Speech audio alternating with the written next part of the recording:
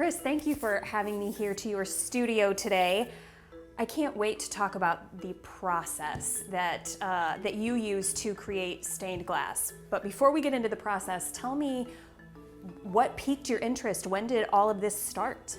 So I grew up in Kokomo, Indiana.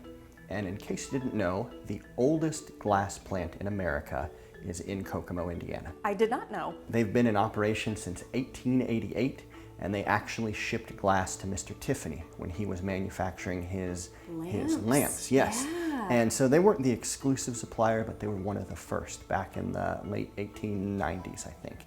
And they've got 22,000 different types of glass. They ship internationally. They estimate that 30% of the cathedrals worldwide contain Kokomo glass somewhere in it. And so they've had patents on exclusive glass patterns. It's just such a hotbed of a very unique industry is right here in Indiana. And so growing up next to it, my mom did it as a hobby and taught me. And so when I was little and in 4-H, it was an easy win because nobody else was even doing it. So I could put together. I love your logic. Well, thank you. I could make a butterfly and a turtle, and it's just everybody's so amazed that I could do that at like 10 years old. So did you love it from that young age, or was it something you did because it was what you did with mom? A little bit of both. Yeah. I mean, like it's really hard to capture a 10-year-old's interest for very long. And so the fact that it was something that piqued my interest and I sustained and did it throughout high school. So you then went on to Purdue Yes. to study engineering. I did. You were telling me before we started shooting that your work with stained glass really parallels a lot of what you do as an engineer. Very much so. All your glass work has intense constraints based around the materials. There's some things you physically can't do, or you have to have workarounds. You can't really get fading. Even your sizes are limited to how where your reinforcement is going to be. And then if your design has to be dependent on where the reinforcement is going to be. So when you look at cathedral windows, they represent maybe 1,000 hours of work from the design to the production. And a bad design, some other art may come out just looking weird. Badly designed glass can't be made. And so you really have to have a strong understanding of your limitations and the limitations of the material when you're making your design. Now, are those things that you understood well even as a kid? Not at all. Okay. You learn by making a lot of mistakes. And people start small. You make a little window catcher, something bright and shiny, a fairy, a butterfly. Yeah. And so then you learn your discipline and you learn where things tend to expand and you learn how to mitigate that. And then you start building to windows or frames. Let me just stop you real quickly. When you say things expand, what expands? So, like your mistakes tend to compound. So if I you've got, see what you mean. Snowballs. Yes, and so if you've got, well, this is really, really specific, but it's a perfect example. These scissors here, what can you tell me interesting about these scissors? Do you see that? You got 3 blades there, right? Oh, yeah. And so what this does is when you cut through a piece of paper, it leaves that gap, and that accounts for the lead that fits in the middle. Right, okay. So with the first time I made my piece, I didn't have these scissors. And so when you add the lead in the middle, my piece grew in every dimension. Yes. And so the scissors are one way to do it, and there's other smaller techniques that help you control everything and making sure you're hitting your marks. And like I said, mistakes compound on each other. Right. And so, if you've got a really big project and you make lots of mistakes, it's going to be terrible. Yeah. So starting small, hitting all those mistakes, getting comfortable, and then becoming bigger and bigger. You have assured me that I am capable Absolutely. of doing this. So you're going to get me in on a project. I'm nervous, but I'm going to go for it. You're going to be fine. Okay. So you're going to take yours. Okay. And you're going to want to cut along. We're only going to do one cut, then break, then one cut, then break. All right? So we're going to have you go up this line. All right? Okay. So you're going to stay on this side or on it is Okay. what your goal is. Okay. And you make one full sweep, and you want to start a little bit on, and you want to stop before you get to the end. Okay. Good enough? Here goes nothing. All right. And you want to hear this sound.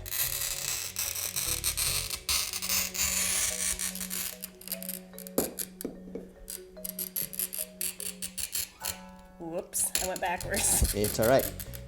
You're good. Okay. So here are your running pliers. Okay. Remember, frowny face on the front. Right, and then I do it this way? Yes, ma'am. And how far? You don't want the metal to be touching. Okay, so Yeah, like so that's good? that's fine. Okay. Perfect. Okay. Well, that's generous, but. Oh no, you do it right or you do it wrong. There's no in between. Okay. So then we're going to turn it this way, Okay. and you're going to cut there, and you're going to cut there. Okay.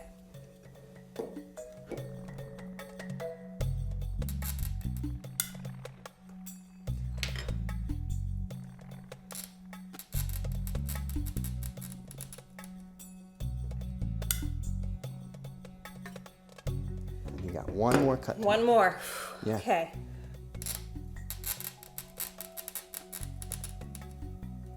You're good.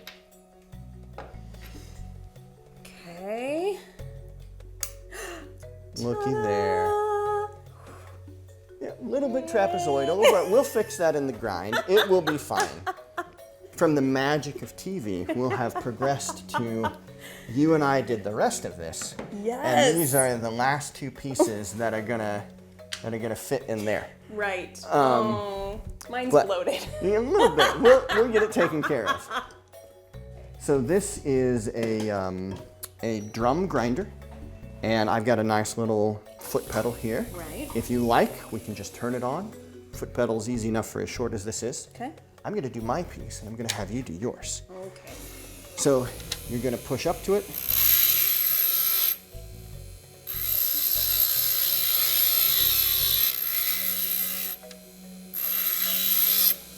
And you don't want to dwell in any one spot Okay. because you'll heat up the glass and you'll also make divots. So you want to be moving the whole time. Yet again, you make it look really Look, easy, but I'm. You can't screw it up. It's impossible. Okay.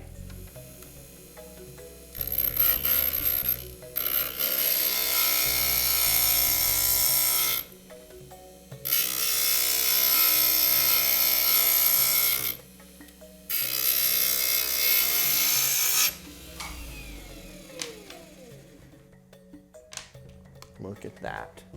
There we go. So, so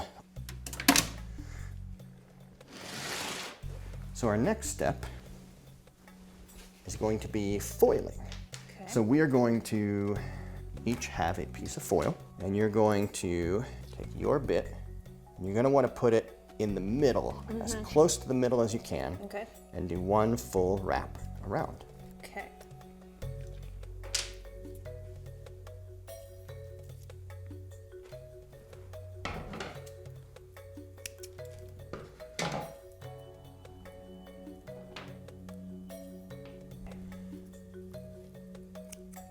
So then crimp that edge over. Okay. Okay, so now what we're going to do is we're going to fold the edges flat.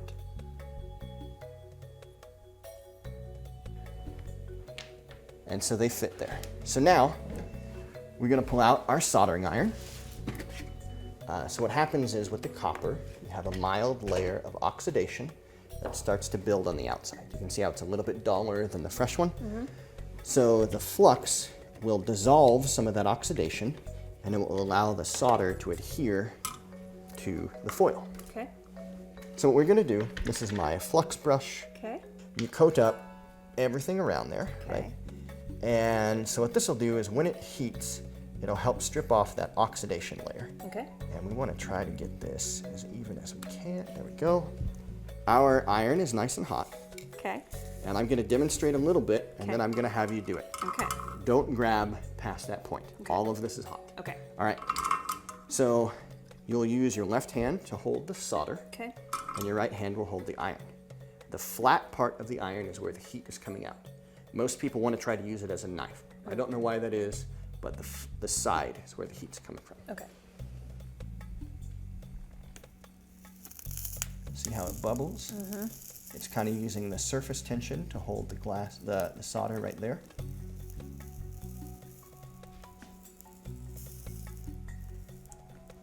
And there you go. That's all there is to it. And so you're going to do that line from the left to the right. Okay. That's all I'm going to ask you to do. Okay. I have not been this terrified during an interview in a long time. You're doing great. Okay, so All right. oh, you said from left to right. Yes, ma'am. Okay. And so you can so you want to melt it on there, on the surface, and you let it puddle on there. Look at that. Think you can do it by yourself for the next one?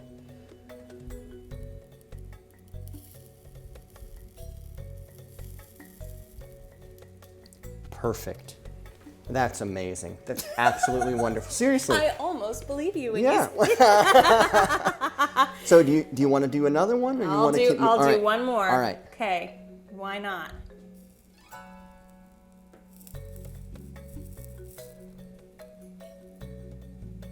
Perfect. Wonderful. Okay. And seriously, that's great.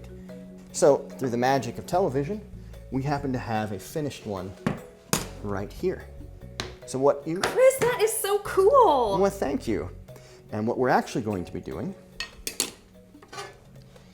is turning this into the full PBS logo. Now, we won't have time to do this here. Right. So if you lift that up, it should slide right in. Look at that. Yeah. So yeah, when this is said and done, it'll be sent to you. I will cherish it. This has been so much fun, and I learned so much. You are so talented. Thank you for having me, and keep making beautiful work. I will. Thank you.